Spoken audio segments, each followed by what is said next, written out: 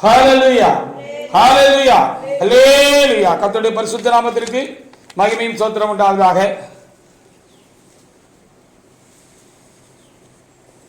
எனக்கும் நல்ல அனுபவங்களே, புதுமையான அனுபவங்களே என் தேவனாய் கர்த்தர் இந்த நாளிலும் தந்து கொண்டிருக்கிற அன்பிற்காக என் ஆண்டவரை நான் ஸ்தோத்திரிக்கிறேன். நமக்காக தம்மையே ஒப்புக் கொடுத்தவர். அவைகளோடு கூட மற்ற எல்லாவற்றையும் நமக்கு அருளாது இருக்கிறது எப்படி என்று நாம் உணர்ந்து பார்க்க முடியாத ஒரு விசேஷித்தமான ஒரு கல்வாரி தியான ஆராதனையாக எனக்கு கூட இருக்கிறது. அதற்காக என் ஆண்டவருக்கு நான் அதிகமாக ஸ்தோத்திரிக்கிறேன். ஊழியத்தின் சூழ்நிலை நிமித்தம் அதிகமான துக்கமும் பாரமும் கவலையும் மனத்தாக்கங்களும் அதை சுமந்து கொள்ள பலனற்றோனமாக இந்த காலங்களில் நான் இருக்கிறேன். எனக்கு இருக்கிற பாரங்கள் போதாது என்று சொல்லி என்னுடைய மேலே மோதுகிற வார்த்தைகளும் இன்னும் அதிகமாக என்னை தளர்ச்சி அடை செய்கிறதாக இந்த காலங்களில் இருக்கிறது. தடுமாறுகிறேன், எனக்கு நிற்க பலன் இல்லை. ஆனாலும் உனக்காக சிலுவையை மறைத்த நாயகனாக இயேசு, நான் உன்னோடு கூட தான் இருக்கிறேன் என்பதை நீ மறந்து போகாதே என்று சொல்ல முடியாத இந்த நாளின் பிரசங்கத்துக்காக நான் எழுந்திருந்த பொழுது எழுதாதவைகளை, குறிப்பெடுக்காதவைகளை உங்களோடு கூட தேவாவின் பலத்தோடு கூட பகிர்ந்து கொள்ள செய்தே அந்த கிறிஸ்துவாகிய நாயகர் உனக்குள்ளாகத்தான் இருக்கிறார், உன்னோடு கூட தான் இருக்கிறார் என்று நானும் சற்று பலப்படுவதற்கு தேவனாய் கர்த்தர் எனக்கும் கூட கிருபை செய்தார். அதற்காக என் ஆண்டவருக்கு நான் துதி செலுத்துகிறேன். அவர் எனக்குள்ளாக இருக்கிறார், அவர் உங்களுக்குள்ளாக இருக்கிறார், நமக்குள்ளாக இருக்கிறார். அந்த பலவான் நமக்குள்ளாக, எனக்குள்ளாக, உங்களுக்குள்ளாக இருக்கிறார். அவருடைய பலத்தினால் எல்லாவற்றையும் இனியும் செய்வதற்கு நமக்கு பலனுண்டு என்று கர்த்தர் நம்மை காணமுடியாக நடத்துகிற இந்த அன்பிற்காக, என்னை நடத்துகிற இந்த அன்புக்காக என் தேவனாய் கர்த்தருக்கு நான் ஸ்தோத்திரம் செலுத்துகிறேன். எழுதாதவைகளை உங்களோடு பகிர்ந்து கொள்ள கிறிஸ்துவின் ஆவியானவர் எனக்குள்ளாக இருந்து உதவி செய்தது போல எழுதினவைகளையும் உங்களோடு கூட சுருக்கமாக பகிர்ந்து கொள்வதற்கு தேவனாய் கர்த்தர் இன்றைக்கு எனக்கு தொடர்ந்து இரக்கம் பாராட்டுவாராக. சிலுவையின் மிகுதியும் அவருடைய ஆசீர்வாதங்களையும் நாம் அறிந்தோம். அது நமக்கு இலவசமாக கிடைத்திருக்கிறது. நாம் ஒன்றையும் தேவனுக்கு முந்தி கொடுத்து வைக்கவில்லை. ஆனாலும் ஒன்று கொடுக்காத நமக்கு, அவரை காயப்படுத்தின நமக்கு வேண்டுமென எல்லாம் கொடுக்கிற ஒரு பெரிய கனிமரமாக அந்த கிறிஸ்துவின் சிலுவை மரம் நம்முடைய வாழ்க்கையிலே கொடுக்கப்பட்டிருக்கிறது. அதற்காக என் ஆண்டவருக்கு நான் அதிகமாக ஸ்தோத்திரம் செலுத்துகிறேன்.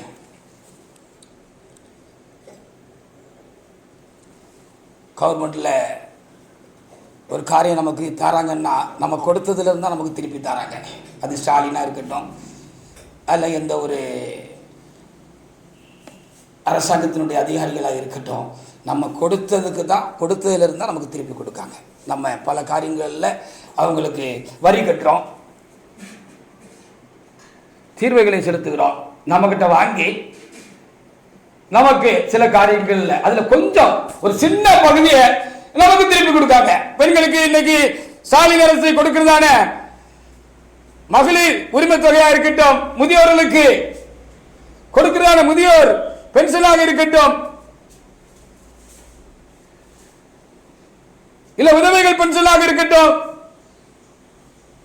இந்த ஹேண்டிகேப்புகளுக்காக கொடுக்கப்படுகிற காரியமா இருக்கட்டும், இல்ல ரேஷன்ல இலவசமாக வழங்குகிற காரியமா இருக்கட்டும், நம்ம கொடுத்து வச்சிருந்தோம், அரசாங்கத்தில் கொடுத்து வச்சிருந்தோம், வரி கொடுத்து வச்சிருந்தோம், நம்முடைய உழைப்பில் இருந்து ஒரு பங்கு அரசாங்கத்துக்கு நம்ம கொடுத்து வச்சிருந்தோம். அப்படி கொடுத்து வச்சிருந்ததுல இருந்து கொஞ்சத்தை திருப்பி கொடுக்கிறாங்க. நம்ம இயேசுக்கு ஒண்ணுமே கொடுக்கல,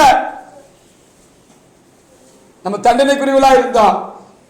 அவர் தம்முடையதெல்லாம் நமக்கு கொடுத்து தம்மையும் நமக்கு கொடுத்தாரு. அது இலவசமாக கொடுத்தாரு என்று சொல்லி ரோமர் புஸ்தகத்தில் 3ஆம் அதிகாரத்தில் 23, 24 சொல்லப்பட்டிருக்கிறது. அந்த வாக்கியங்களை ஒரு தேவனுடைய பிள்ளை எடுத்து எழுந்து நின்று வாசிக்கலாம். ரோமர் 3ஆம் அதிகாரத்தில் 23, 24 வசனங்களை ஒரு தேவனுடைய பிள்ளை எடுத்து வாசிக்கலாம். வாசிங்க.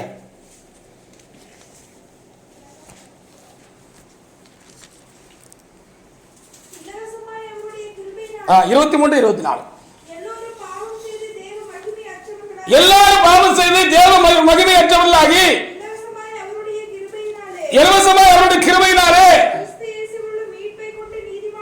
கிறிஸ்து இயேசுவினுடைய மீட்பை கொண்டு நாம் நீதிமான்கள் ஆக்கப்பட்டிருக்கிறோம். பாவங்களை சுத்திகரிக்கப்பட்டிருக்கிறோம். பரிசுத்தம் உள்ளவர்களாக ஆக்கப்பட்டிருக்கிறோம். பரிசுத்தமாக வாழும்படியான கிருபை பெற்றிருக்கிறோம். அநியாயக்காரர்கள் என்றும் அக்கிரமக்காரர்கள் என்றும் தண்டனைக்குரியவர்கள் என்றும் இருந்தாலும் நம்மை இந்த சிலுவையானது நமக்கு என்ன செய்கிறது? ஒரு பெரிய ஆசீர்வாதத்தை நமக்கு கொண்டு வந்து தந்திருக்கிறது என்று சொல்லி இங்கே நமக்கு தெளிவுபட இந்த வேத வாக்கியம் பரிசுத்த ஆவியினால் எழுதி கொடுக்கப்பட்டிருக்கிறது. பாவம் செஞ்சா தண்டிக்கணுங்கிறதா இறை சட்டமும் சொல்லுது, உலக சட்டமும் சொல்லுது. ஒரு மனிதன் பாவம் செஞ்சா அவனை தண்டிக்கணும், கொலை செஞ்சா அவனை தண்டிக்கணும், ரேப் பண்ணா தண்டிக்கணும், களவு செஞ்சா அவனை தண்டிக்கணும் அப்படின்னு சொல்லுதா இறை சட்டம் நமக்கு சொல்லுது. இறை சட்டம் சொல்லுது, உலக சட்டமும் சொல்லுது. அரசாங்கமும் அதற்கு தான் கோர்ட் வச்சிருக்கு, நீதிபதிகளை வச்சிருக்கு, போலீஸ் ஸ்டேஷன் வச்சிருக்கு, அமைப்புகளை வச்சிருக்கு. ஆனா தண்டிக்கப்பட வேண்டியவர்களை கண்டிக்காமல் அவர்களை விடுதலையாக்கிற மாத்திரமல்ல, அவளை சுதந்திரவாளியா மாற்றக்கூடிய அந்த பெரிய புண்ணியம் இயேசு சிலுவையினால நமக்கு கிடைச்சிருக்குன்னு சொல்லி இந்த வார்த்தை நமக்கு தெளிவா வழங்க வச்சிருக்கு. அதுக்காக ஆண்டவருக்கு நான் ஸ்தோத்திரம் செலுத்துகிறேன்.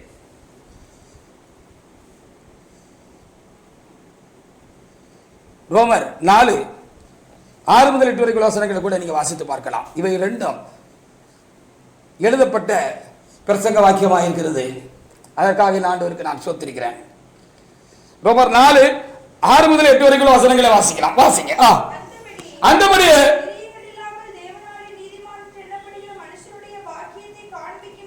கிரியைகள் இல்லாமல் தேவனாலே நீதிமான் என்னப்படுகிற மனுஷனுடைய பாக்கியத்தை காண்பிக்க பொருட்டு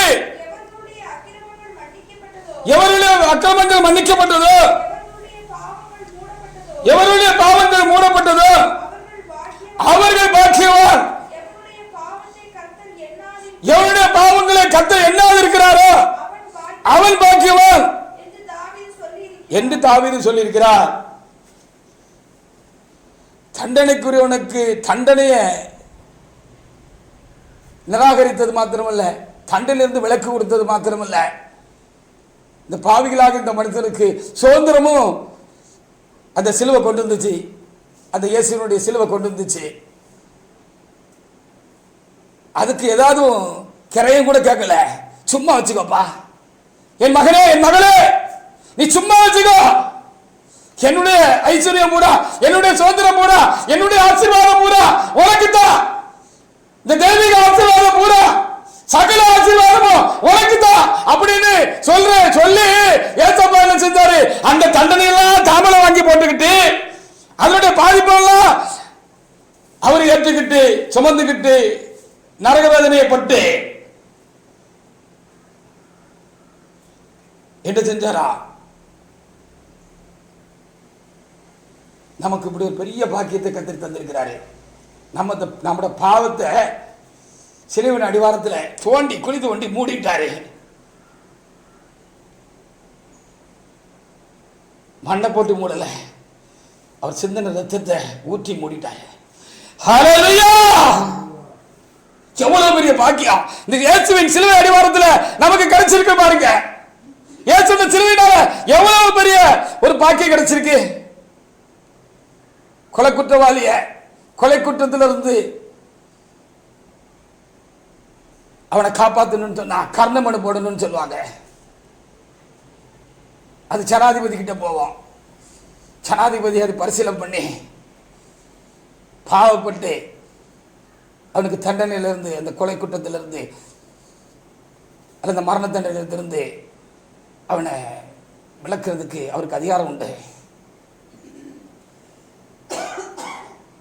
அப்படி போல அந்த மரணத்துக்கு ஜீவனுக்கும் அதிபதியாக இருக்கிற கிறிஸ்து மரணத்தை ருசி பார்த்து பாவத்துக்குரிய தண்டனையை தம்மேல போட்டுக்கிட்டு நமக்கு இந்த ஒரு பெரிய பாக்கியத்தை, நம்ம பாவத்தை எல்லாம் குழி தோண்டி மூடுற ஒரு பெரிய ஒரு புண்ணிய பாக்கியத்தை நமக்கு கொடுத்திருக்கிறார். ஜனாதிபதி ஸ்தானத்தில் இருக்காரு, அவருக்கு அந்த பவர் இருக்கு. ஆனா அந்த கொலைகாரனுடைய அந்த அல்லது அந்த கொடிய குற்றம் செய்தவனுடைய தண்டனையை அவங்க நீதியா சுமக்கிறது இல்லை. கிழவன் நீதி உள்ளவர். ஒருவருடைய குற்றத்திலிருந்து அவனை விலக்கி அவனை ஆசீர்வதிக்க வேண்டும் என்று சொன்னால் அதை இன்னொருவர் அந்த குற்றத்தை சுமந்து அந்த குற்றத்துக்குரிய தண்டனையை அவன் அனுபவிக்க வேண்டும். அது ஒரு நீதியாக இருக்கிறது. அது ஒரு நீதி. அந்த நீதியை தம்மிலே நிறைவேற்றினார். எந்த ஜனாதிபதியும் அப்படி சொன்னா எந்த ஒரு மனுஷனுக்காவது பாவப்பட்டு கர்ணமனுப்பட்ட மனுஷனுக்கு தூக்கு தண்டனையில இருந்து மரண தண்டனையில இருந்து விலக்கு அளிப்பாரா? அழிக்கவே மாட்டார். அல்லேலூயா. அப்ப நம்ம இயேசு எப்படிப்பட்ட இயேசு, எப்படிப்பட்ட தேவன்! தண்டனையை தம்மல வச்சுக்கிட்டு ஆசீர்வாதத்தை எனக்கு உங்களுக்கு தந்துட்டாரு. நம்ம பாவத்தை குழி தோண்டி அவர் ரத்தத்தினால மூடிட்டாரு. தண்டிக்கப்பட வேண்டும் என்பதுதான் நியாயமாக நீதியாக இருக்கிறது. தப்பு செஞ்சவங்க, பாவம் செஞ்சவங்க, அக்கிரம அநியாயம் செஞ்சவங்க தண்டிக்கப்படணுங்கிறது தான் தேவனுடைய நீதியாக இருக்கிறது.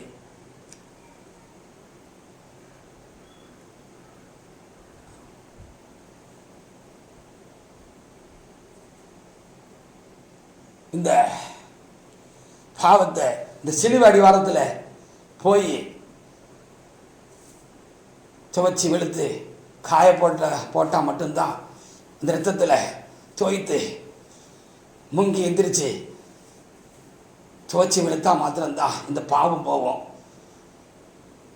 இல்லைன்னா இந்த பாவம் நம்மளை விடவே விடாது.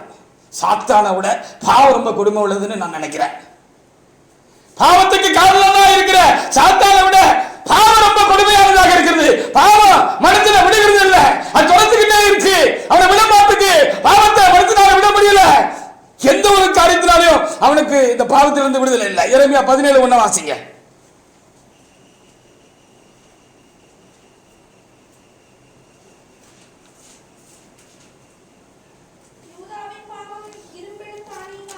யூதாவின் பாவம் இரும்பெழுத்து அணியாலும் வைரத்தின் நுனியினாலும் எழுதப்பட்டு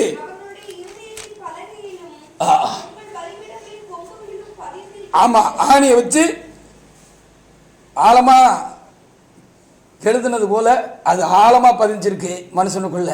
அதுல இருந்து ஒரு நாள் விடுதலையாக்க முடியாது.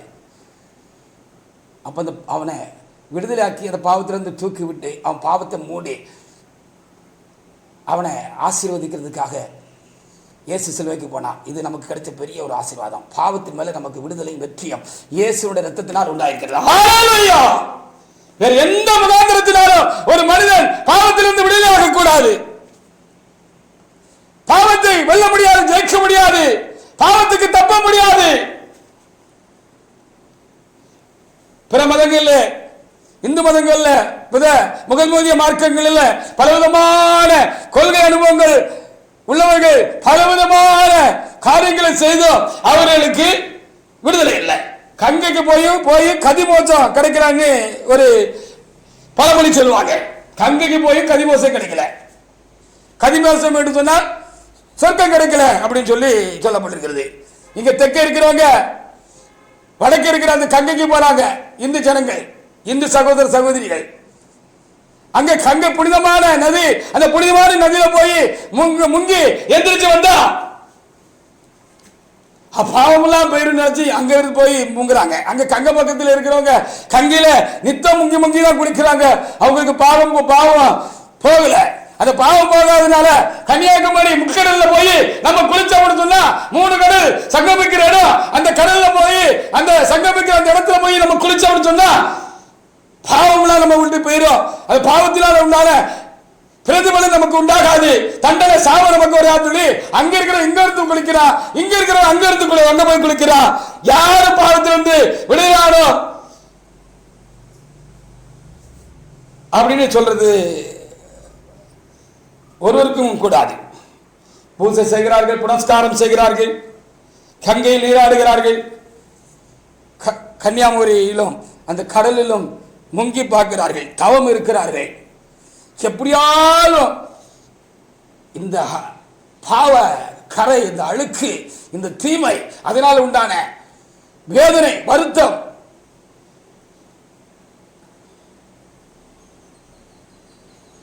நம்ம விட்டு போயிடதான்னு சொல்லி உருண்டு கொடுக்குறாங்கப்பா கோயில்கள்ல. அதுக்கு அங்க பிரதிஷ்டைன்னு பேரு. இந்துக்களாக இருக்கிறவர்களுக்கு சரிங்க, காவடி எடுக்கிறான்.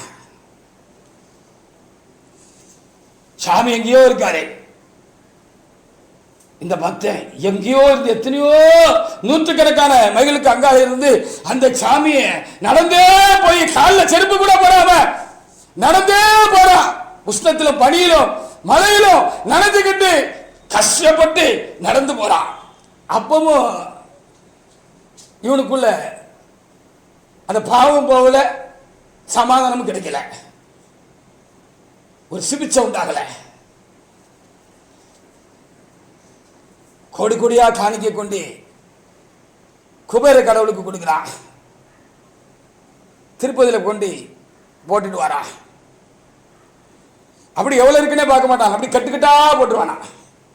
என் செஞ்ச பாவத்தினால மனசாட்சி உறுத்திக்கிட்டே இருக்கு, ராத்திரி படுத்தா தூக்கம் வர மாட்டேங்குது, பயந்து சாகுறான், எப்போ என்ன நடக்குன்னு தெரியல அப்படின்னு ஒரு பயம். அந்த பாவத்தினால பயந்து சாகக்கூடிய ஒரு அனுபவத்துக்குள்ளதான் பெரிய பெரிய கோடீஸ்வரம் பணக்காரலாம் இருக்கா. ஏன்னா அவன் என்னெல்லாம் தப்பு பண்ணி ஏச்சி தெத்து உருட்டி கொலை பண்ணி அநியாயம் பண்ணி அக்கிரமம் பண்ணி இவ்வளவு பெரிய கோடீஸ்வரம் வந்திருக்கானே அவனுக்கு தான் தெரியும், பக்கத்தில் இருக்கிறவங்களுக்கும் தெரியும், பாதிக்கப்பட்டவங்களுக்கும் தெரியும். அதனால என்ன செய்யறான், திருப்பதிக்கு போய் அவன் உயரத்துக்கு இருக்கிற அந்த உண்டியல்ல என்ன செய்யலாம், கெட்டு கெட்டா பணத்தை கொண்டு வரான். பெண்கள்லாம் என்ன செய்வாங்களாம் தெரியுமா, நான் கேள்விப்பட்டிருக்கிறேன். கை நிறைய இங்க வரைக்கும் வளையல் போட்டிருப்பாங்களா, கழுத்தெல்லாம் நிறைய செயின்லாம் போட்டிருப்பாங்களா, ஒட்டியானம் போட்டிருப்பாங்களா, பெரிய கோடீஸ்வரர் பெண்கள். அவர்களுக்கு என்ன மன கஷ்டமா, நிம்மதி இல்லாத வாழ்க்கையே தெரியாது. இப்படி கொண்டு போட்டாலும் நமக்கு நிம்மதி வந்துடாதா, பாவத்தின் சாபத்தையும் அங்கேயே விட்டுட்டு வந்துட மாட்டோமா, தொலைச்சிட்டு வந்துட மாட்டோமான்னு சொல்லி இங்க வரைக்கும் முழங்கை வரைக்கும் வளையல் போட்டிருப்பாங்களா, அதை அப்படியே உரி விட்டுட்டு வந்துடுவாங்களா. ரெண்டு கையும் கையில் உள்ள மோதிரத்தெல்லாம் உரி விட்டுட்டு வந்துடுவாங்களா, கொட்டியானத்தை கலத்தி போட்டுட்டு வந்துடுவாங்களா, தாலி செயினை கூட விட்டு வைக்காம செல்லறோம் கலத்தி போட்டுட்டு வந்துடுவாங்களா, கழுத்தில் இருக்கிற எல்லாத்தையும் கலத்தி போட்டு வந்துடுவாங்களா. அப்பவும் அந்த பாவம் அவங்கள விடல, அதனால உண்டான பாதிப்பு அவங்கள தொடர்ந்துகிட்டே தான் இருக்கு. எங்க போனா இந்த பாவத்தை தொலைக்கலான்னு அவங்களுக்கு தெரியல, கோடீஸ்வரனுக்கும் தெரியல, ஒரு பாமரனுக்கும் விளங்கல. அது சிலுவையுடைய வாரத்திலே அவனுடைய பாவம் சுத்திகரிக்கப்படுகிறது. இது ஒரு பெரிய ஆசீர்வாதமா இருக்கிறது. நாம கிறிஸ்தவர்களா இருக்கிறோம், தேவனுடைய பிள்ளைகளா இருக்கிறோம், மாவுக்கிறவர்களா இருக்கிறோம், விசேஷமாக திருச்சபை மக்களாக தேவனுடைய ஜனங்களாக ஊழியக்காரர்களாக இருக்கிறோம். நம்முடைய பாவங்கள் எல்லாம் இயேசு சிலுவை நடுவாரத்திலே சோண்டி அதை தம்முடைய ரத்தத்தினால மூடிட்டாரு. நியாயத்துக்கு நமக்கு தண்டனை சரி, அது இறை சட்டத்தின்படி சரி, உலக சட்டத்தின்படி அது என்ன செய்யுது சரி என்று சொல்லி நாம் பார்க்க வேண்டியதாக இருக்கிறது. 1 தீமோத்தேயு 1:15 வேதம் அது தெளிவுபட சொல்லுகிறது. பாவியாக இருக்கிற மனுஷனை ரட்சிக்க இயேசு இந்த குலத்தில் வந்து சிலுவையிலே மரித்தார். அந்த சிலுவை அடிவாரம் பாவிகளுக்கு ரட்சண்யம் உண்டாகிற இடம், பாவிகளை புனிதனாக்குகிற இடம், பாவிகளை தேவனை போல மாற்றுகிற ஒரு வல்லமை உள்ள ஒரு அடிவாரம் என்று நமக்கு பரிசுத்த ஆவியானவர் காண்பிக்கிறார். அதற்காக என் ஆண்டவரை நான் சோத்திருக்கிறேன். வாசிக்கலாம். ஆமா, எல்லா அங்கீகரிப்புக்கும் என்ன செய்கிறது, பாத்திரமானது என்று சொல்லி என்று சொல்லி சொல்லப்பட்டிருக்கிறது. வேறு எந்த சாமியம், இயேசு சாமி தவிர எந்த சாமியம், எந்த ஒரு மனுஷ சாமியம் இல்ல, மனுஷ சாமின்னு கும்பிடுற எந்த சாமியும் எந்த கடவுளோ மனிதனை பாவத்திலிருந்து விடுவிக்க முடியாது. அவனுடைய பொல்லாத காரியங்களிலிருந்து, அவனே இருக்கிற காரியங்களிலிருந்து அவனை விடுவிக்க முடியாது. மனிதன் மிருகம் போல இந்த கடைசி காலங்களில் ஜீவித்துக் கொண்டிருக்கிறான். மிருகம் கூட பரவாயில்ல, உங்களுக்கு மிருகத்தை விட கேவலமா ஜீவித்துக் கொண்டிருக்கிறான்.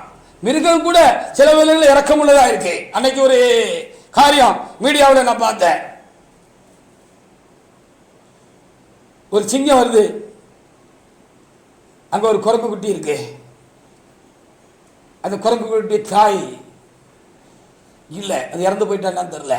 அது ரொம்ப பசியோடு அந்த இடத்துக்கு வருது. ஆனா அது சின்ன அந்த குட்டி குரங்க, இந்த குரங்கு குட்டியை கண்ட உடனே அதுக்கு கூட ஒரு மனசுல ஒரு இலகின தன்மை வந்துடுது.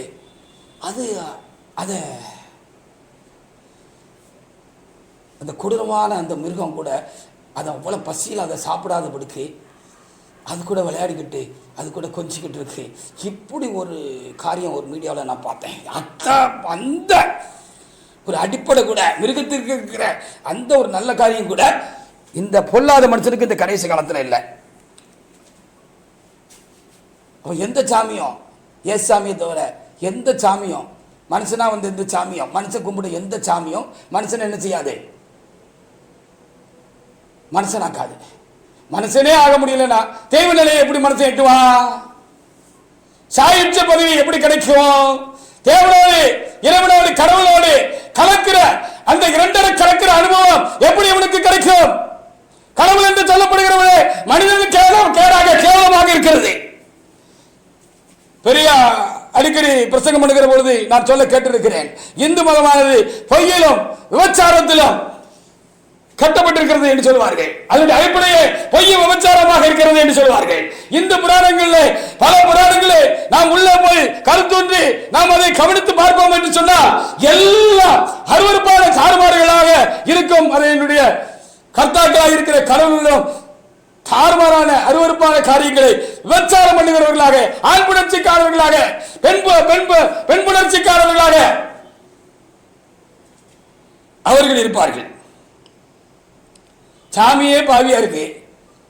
அப்ப மனுஷனோட பாவியா இருந்தா இந்த சாமி எப்படி மனுஷனை பாவத்தை குலைத்து அவனை விடுவிக்க முடியும்? அதனால உண்டான பாதிப்பை, சாபத்திலிருந்து, நித்திய நரகத்திலிருந்து அவனை எப்படி அவனை சரி பண்ண, அவனை தூக்கி விட முடியும்? அந்த சாமியை கும்பிட்டா கும்பிடுற அநேகருடைய பூசாரிகளாக இருக்கிறவங்க, பெண் பக்திகளாக இருக்கிறவங்கள நான் இந்து மார்க்கத்தில் இருந்த அப்படின்னா எனக்கு கடந்த காலங்களில் நிறைய பேரை தெரியும். நான் உள்ளதை சொல்லுகிறேன், யாரையும் குற்றப்படுத்துவதற்காக, வருத்தப்படுத்துவதற்காக இல்லை. அவருடைய வாழ்க்கை ரொம்ப கேடானதாக இருந்திருக்கிறது. நான் சிறுபிள்ளையாக இருக்கிற பொழுது, ஒரு நடுத்தர வயசாக, வாலிபத்துக்கும் சிறுபிள்ளைக்கு இடைப்பட்ட வயதாக இருக்கிற காலங்களில் தூத்துக்குடியில் உச்சினிமாமாளி கோயில்னு சொல்லி ஒரு கோயில் இருக்கிறது. அந்த கோயிலில் ஒரு ஆண்டி, எனக்கு அப்பா ஆண்டி தான், அவங்க தான் இந்த விளக்கு பூசை செய்கிறவங்களா இருப்பாங்க, இந்த விளக்கு பூசை நடத்துகிறவங்களா இருப்பாங்க, அதற்கு தலைமை பொறுப்பில் இருப்பாங்க. அவங்களுக்கு கீழே நூற்றுக்கணக்கான பெண்கள் அந்த கோயிலில் திருவிழாக்கள் வருகிற பொழுது அதில் அவங்களுக்கு கீழே இருந்து தான் அந்த விளக்கு பூசை நடத்துவாங்க. அதுக்குரிய மந்திரங்கள், காயத்ரி மந்திரம், அந்த மந்திரம், அந்த மந்திரம்னு அவங்க தலைமை பொறுப்பெடுத்து அதெல்லாம் ரொம்ப உருப்போட்டு படித்து வச்சு பயபக்தியோட நெற்றி நிறைய திருநாளோடையும் குங்குமப்பொட்டோடையும் இருந்து சுமங்கலிகள் தான் அதை செய்வாங்க. அதை அவங்க முன்னின்று நடத்துவாங்க. அவங்களுடைய இன்னொரு வாழ்க்கை எனக்கு தெரியும், அவங்களுடைய உள்ளான வாழ்க்கை எனக்கு தெரியும். அது ரொம்ப வருத்தமான ஒரு காரியம். ஒரு ஒழுக்கமற்ற ஒரு நிலையில் அவருடைய வாழ்க்கை இருந்திருக்கிறது. அநேக சாமியாடிகள் 2 பொண்டாட்டிக்காரர்களாய்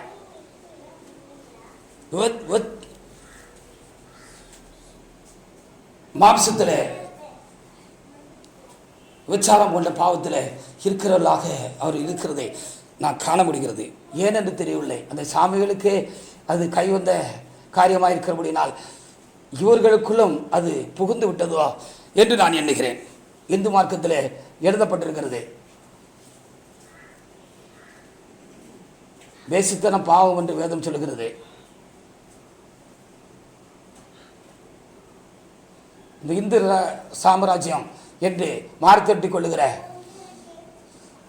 சிலர் எழும்பி தேசத்தை தங்களுடைய கையில் வைத்திருக்கிறதான இந்த காலங்களில் களவுறவு பாவம் அல்ல என்று இன்னைக்கு நீதிமன்றங்களும் தீர்க்கிறது. கணவன் மனைவியாக இருக்கிறவர்கள் கணவனை விட்டு மனைவி விட்டு அற்ப சுகத்திற்காக, இந்த சரீர சுகத்துக்காக இன்னொரு ஆணோடைய பெண்ணோடைய உறவு வச்சுக்கிட்டா தப்பு ஒன்றும் கிடையாது, அதுக்கு தண்டனை கிடையாது அப்படின்னு தீர்க்குது. ஆனால் வேசித்தன பாவம்னு சொல்லி பைபிள் சொல்லுது.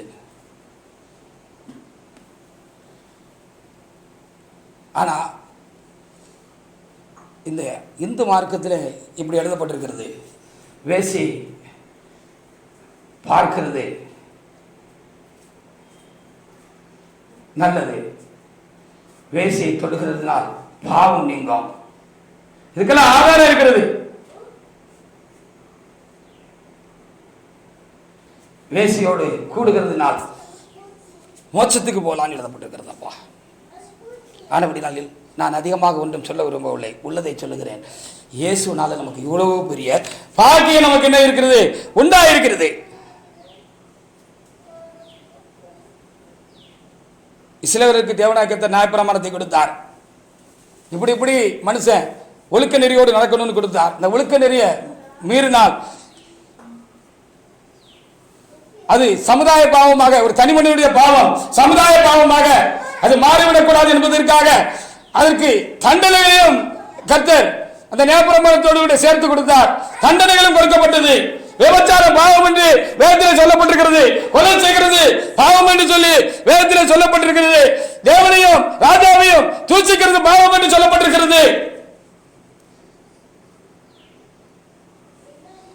அவருடைய கட்டளை பிரமாணங்களை மீறுகிறதும், ஓய்வு நாளை அனுசரிக்காமல் காணப்படுகிறது பாவம் என்று சொல்லப்பட்டிருக்கிறது. இவைகளை செய்கிறவர்கள் கொலை செய்யப்பட வேண்டும் என்று சொல்லி வேதம் சொல்கிறது. அப்ப தப்பு பண்ணா தண்டனை கொடுக்கிறது தப்பு இல்லை, ரைட்டு தான். எனக்கு இது மாதிரிலாம் வாசிக்கிற பொழுது கடந்த நாட்கள்ல மனசுக்குள்ள ரொம்ப கஷ்டமா இருந்தது. ஆண்டவரே, இவ்வளவு பெரிய கொடுமையான தண்டனையா இவைகளுக்கு,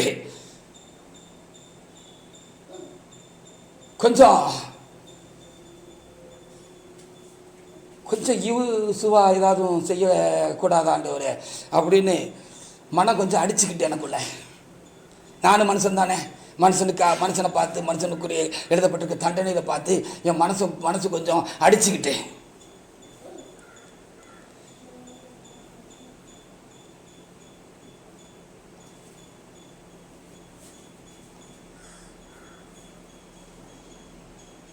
உபாகம் 21 வாசிக்கலாம்.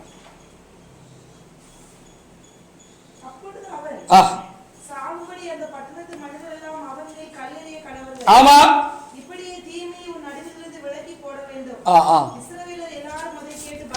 ஆமா. எதுக்கு இந்த தண்டனை வச்சிருக்கேன் பாத்தியா சாலமோன்? ஒரு தனி மனிதனுடைய பாவம் சமுதாய பாவமாக இந்த உலகம் முழுவதையும் பாவமாக்குற ஒரு காரியமாக மாறி முழு உலகமும் முழு மனிதர்களும் முழு மனித சமுதாயமும் பாவத்துக்குரிய தண்டனை சரீரத்திலும் அடைந்து நித்தியமான நரகத்தில் போய்விடக்கூடாது என்பதற்காக அந்த அன்பினால் தான் இந்த தண்டனை வச்சிருக்கேன்னு ஆண்டவர் எனக்கு சொன்னார் நேற்று ராத்திரி. அதான் எழுதிருக்கு. அப்பப்பா தண்டனை கொடுக்கிறது சரிதான். அப்போ நான் அதை கொஞ்சம் அப்படி அந்த இடத்துல இருந்து நான் என்ன யோசித்து பார்க்கறது கூட நல்லது தானே. தாய் தப்பனை தூசிச்சா அவங்க கொலை செய்யப்படணும் தான் இந்த உபாகம் 21 முன்தின காரியங்களில் எழுதியிருக்கிறது. அதுக்காக நம்ம ஆண்டவரை நாம் சோத்தரிப்போமாக. அப்படி நாம் சொன்ன மற்ற காரியங்களும் அப்போ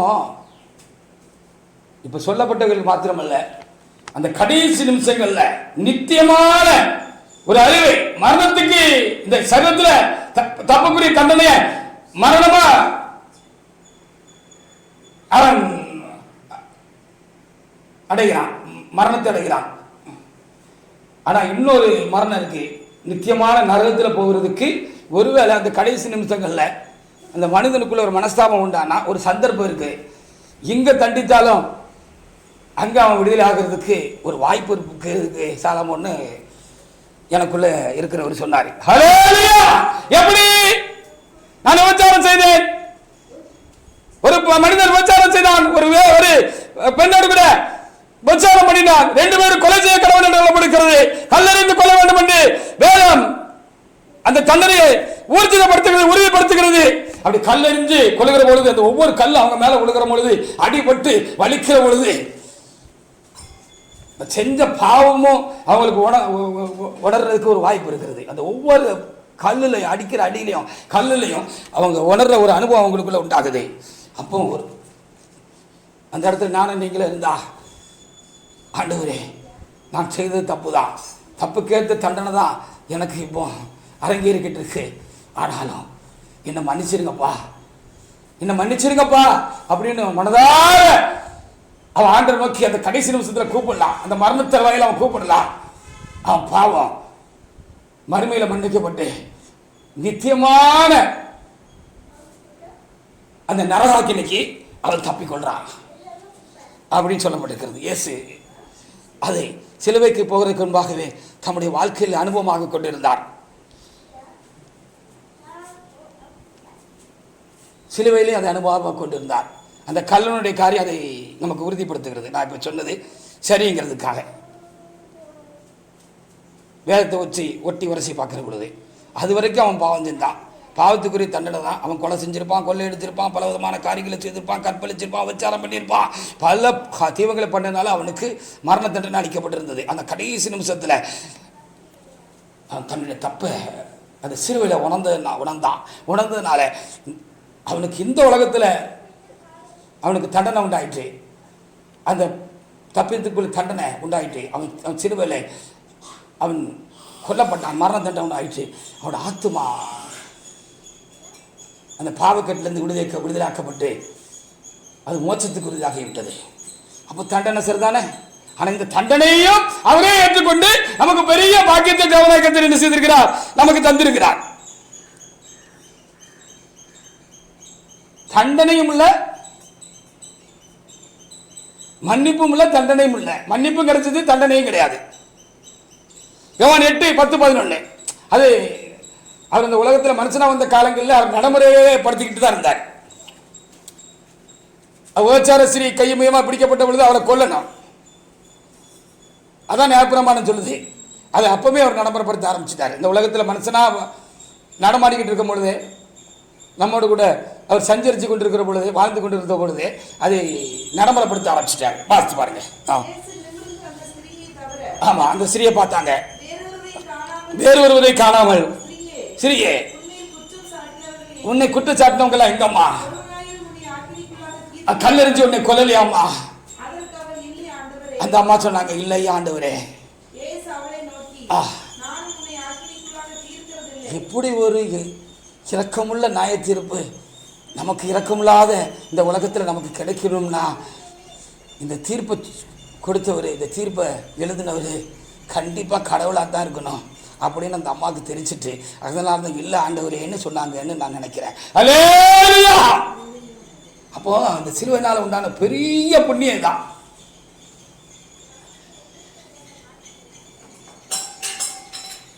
அந்த சிலுவையில் பிதாவை இவர்கள் அறியாமல் செய்தார்கள் மன்னிக்கிற ஜெபம் ஒரு பவர்ஃபுல்லான ஜெபம். அநேகரை பாவத்துக்குரிய தண்டனையிலிருந்து தப்ப விடுற ஜெபம், அவருடைய பாவங்களை மன்னிக்க வைக்கிற ஜெபம். அது ஒரு சாதாரண ஜெபம் இல்லை, அது ஒரு பவர்ஃபுல்லான, அது ஒரு ஊக்கமான ஜெபம். லூக்கா 23:34 வாசிங்க.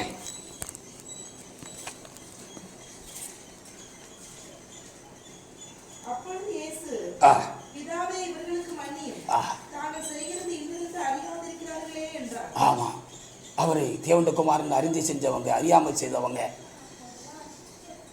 அவரை ஈட்டியை கொண்டு குத்துனவன், சிலுவையில் அரைஞ்சவன், சிலுவைய ஒப்பு கொடுத்த பிளாத்து போன்றவர்கள், கன்னத்தில் அரைஞ்சவன், காரி ஒழுந்தவன், முள்முடி பின்னே அவருடைய தலையில வச்சு அழுத்தி கண்ணு வரைக்கும் அந்த முள்ளு போய் காயப்படுத்துகிற அளவுக்கு கொடூரமான காரியத்தை செய்தவன், கோலால் அடித்தவன், பரியாசம் பண்ணினவன், துப்புனவன், எல்லாரையும் தண்டனைக்கு தப்ப வைக்கக்கூடிய அளவுக்கு அது ஒரு பெரிய ஒரு புனிதமான மன்றாட்டு ஜெபமாக இருந்திருக்கிறது. தண்டனைக்கு தப்பிச்சு அவனுடைய பாவம் மன்னிக்கப்பட்டுச்சு. உணர்வடைந்தவங்க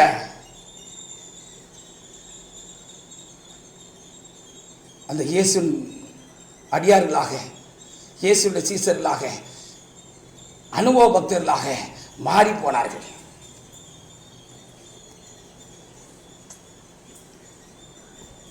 அதில் ஒரு தான் சவுல் இருந்து பவுலாய் மாறின அந்த பரிசுத்தவான்.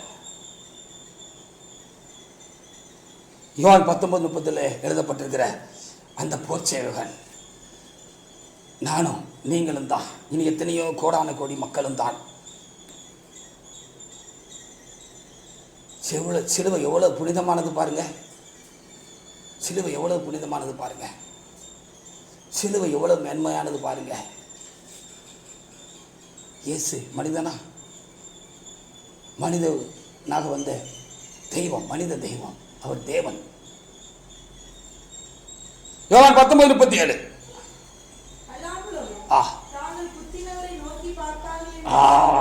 என்ன எழுதப்பட்டிருக்கிறது. இது தீர்க்க தரிசன வார்த்தையாக்கம். அது பழைய ஏற்பாட்டில் எங்க ஒரு இடத்துல இருக்குதாக்கும். அப்போ அவர் சிலுவையில் மறிச்சிட்டாரு. எல்லாம் முடிந்தது. ஆவியை கையில் ஒப்புக்கணும்னு சொன்ன உடனே சேர்த்து அடிக்கப்பட்ட கல்லூரெல்லாம் உயிர் போகாம சிலுவையில் தொங்கிட்டு இருந்தாங்க. அவர் ஆவியை ஒப்பு கொடுத்த உடனே அவருடைய ஆவியை ஜீவனை கத்தர் எடுத்துக்கிட்டாரு. இயேசு கிறிஸ்து மறிச்சிட்டாரு. அப்போ இவ்வளவு சீக்கிரத்தில் மறிச்சிட்டாரா அப்படின்னு சொல்லி பார்த்துக்கிட்டு இருந்தவங்களுக்கும் அங்கே கூடியிருந்தான் 100க்கு அதிபதியாகிய அந்த போர்ச்சேவ கூட்டத்துக்கும் ஒரு சந்தேகம். சரி, அப்போ உயிரோடு இருந்தா நம்ம கையில் இருக்கிற ஈட்டியை கொண்டு அவருடைய விழாவில் குத்துனோம்னா நெளிவார் தானே, ஆணி சத்தம் போடுவார் தானே அப்படின்னு சொல்லி இந்த மனிதனுக்குள்ள இப்படி ஒரு எண்ணம் உண்டாகி இந்த மனுஷன் என்ன செஞ்சிருக்கான்? இந்த 100க்கு அதிபதி என்ன செஞ்சிருக்கா? கையில் இருந்த ஈட்டி எடுத்து ஆண்டவருடைய விழாவில் குத்தி அந்த ஈட்டியை வெளியே எடுத்தப்போ மிச்சம் தங்கியிருந்த ரத்தமும் தண்ணீரும் செத்த பிறகு கூட அந்த ரத்தத்தை தம்முடைய சரத்தில் வைக்க ஏசப்பா விரும்பல. அதனாலையும் ஒருவனுக்கு நல்லது நடக்கட்டும் அப்படின்னு சொல்லி அவர் நினைச்சிருந்திருக்கிறாரு. அந்த ரத்தமும் நீரும் மிச்சிருந்த நெத்தமும் தண்ணீரும் புறப்பட்டு வந்து அவருடைய ரத்தம் என்ன செஞ்சிருக்குன்னா ஒரு கண்ணு குருடனாக இருந்திருக்கான். அந்த குத்துன அந்த போர்வீல அவன் வலது கண்ணு தெரியும், இடது கண்ணு தெரியலன்னு வச்சுக்கோங்களேன். அப்போ அவர் குத்திட்டு எடுக்கும் போது அந்த ரத்தம், இயேசு கிறிஸ்து ரத்தம் அவர் வலது கண்ணில் பட்ட உடனே அவருக்கு கண்ணு திறந்துட்டு அவருக்கு கண்ணுக்கு குருடாக இருந்த அந்த கண்ணுக்கு பார்வை உண்டாயிற்று. அந்த மனுஷன் தான், அந்த ஆளு தான் இன்னொரு இடத்துல சொன்னதாக வேதத்தில் இன்னொரு பரிசுத்தவான் குறிப்பிட்டு எழுதி விட்டு போகிறார்.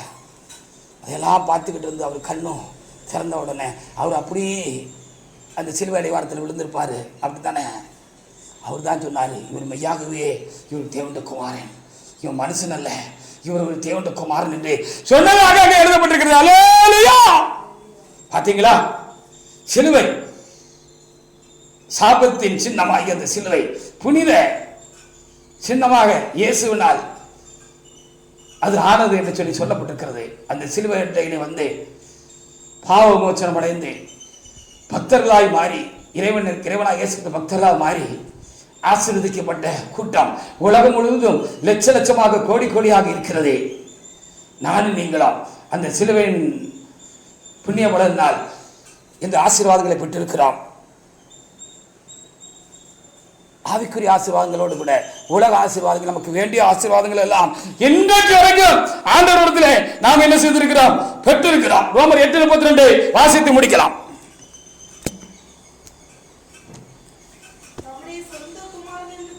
தம்முடைய சொந்த குமாரன் என்று பாராமல் அவரை நமக்கு ஒப்பு கொடுத்தவர். ஆமா, எல்லாத்தையும் அவர் நமக்கு கொடுப்பாரு, கொடுக்கிறாரு, கொடுத்தாரு, பெற்றிருக்கிறார். ஆன்ம சுகம், சரீர சுகம், உலக பிரகாரமான தேவையான நன்மைகள், ஆசீர்வாதங்கள், நமக்கு என்னெல்லாம் தேவையோ வேண்டியதெல்லாம் கேட்டும் பெற்றிருக்கிறோம். கேட்காமலும் அவர் தந்து கொண்டே இருக்கிறார். இவர்களோடு கூட நம்மையும் தம்மை போல மாற்றி, பாவமில்லாத அந்த பரிசுத்த தேவனை போல மாற்றி, அவருடைய ஆவினால், சிலுவையின் இரத்தத்தினால் நம்மையும் மாற்றி பூர்ணப்படுத்தி தேவ சாயலாக்கி எல்லாவற்றுக்கும் மேலாக அந்த சிலுவை நமக்கு மோட்சத்தையும் தரும் என்று நாம் அறிகிறோம், உணர்கிறோம். அதற்காக நாம் காத்திருக்க வேண்டியவர்களாக இருக்கிறோம். அந்த இறைவன் மட்டும் போதும், அந்த இறைவனே போதும், அந்த இறைவனோடு கூட இருக்கிற அனுபவமே போதும் என்கிற மனநிலையே, மனப்பாங்கே அதை நம்மிடத்தில் படிதமாக்குகிறது என்று கொஞ்சம் நான் உணர்கிறேன். அதை உங்களுக்கும் சொல்கிறேன். ஆனபடினால் மிச்சம் இருக்கிற நம்முடைய வாழ்க்கையை, விசேஷமாக இளைஞர்களாக, வாலிபர்களாக இந்த உலகத்திலே கிறிஸ்துவின் நாமத்தை அறிந்திருக்கிறவர்கள், உங்களுக்கு இருக்கிற இந்த யௌவன பருவத்தை முற்றிலும் இந்த சிலுவை நாயகருக்காக நீங்கள் ஒப்பு கொடுத்து வாழ்ந்து பாருங்கள். இந்த உலகம் கொடுக்கக்கூடாத சந்தோஷமும் சுகமும் சமாதானமும் இன்பமும் அந்த சிலுவை நாதனிடத்தில் இருக்கிறது. அந்த ஆழத்தை கண்டு கொள்ளுங்கள். அந்த தேவனுக்காக இந்த வாலிப பிராயத்தில் நீங்கள் எதையாவது அவருக்காக திட்டமாக சரியாக செய்ய நீங்கள் தீவிரப்படுங்கள். உங்களை ஒப்பு கொடுங்கள். அவர்கள் மாத்திரமல்ல, அவருடைய அடியார்களாக இருக்கிற நாம் எல்லாரும் அந்த மனநிலையில் இன்னும் நம்முடைய காரியங்களை உறுதிப்படுத்திக் கொண்டு